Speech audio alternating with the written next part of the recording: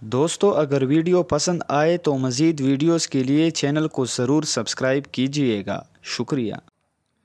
وفاقی وزیر اطلاعات فواد چودھری نے کہا ہے کہ احتجاج کرنا سب کا آئینی اور قانونی حق ہے، مگر احتجاج میں کسی کو نقصان پہنچانے کی اجازت نہیں دے سکتے۔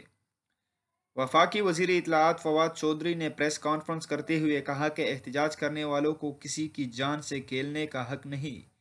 انہوں نے کہا کہ کچھ شرپسند عناصر نے نظام تہو بالا کرنے کی کوشش کی۔ آئین اور قانون سے متصادم احتجاج پر ریاست خاموش نہیں رہے گی۔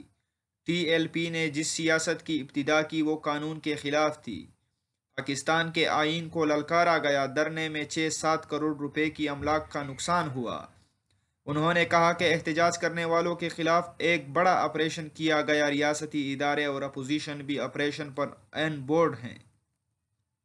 ان کا کہنا تھا کہ تحریک لبیک کے تمام رہنماؤں کے خلاف قانونی کارروائی کی جائے گی۔ خادم رضوی کو بغاوت اور دہشت گردی کے ایک ایکٹ میں چارج کر دیا گیا ہے۔ بغاوت اور دہشت گردی دفعہ عائد کی گئی ہیں۔ افضل قادری، عنایت حسین شاہ اور حافظ فاروق حسن کے خلاف بھی بغاوت اور دہشت گردی کے الزام پر چارج کر دیا گیا ہے۔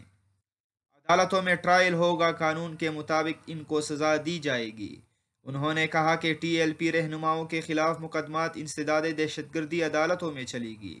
پنجاب میں ٹی ایل پی کے 2899 افراد کو حفاظتی تحویل میں لیا گیا ہے۔ سندھ میں 139، اسلام آباد میں 126 افراد کو تحویل میں لیا گیا۔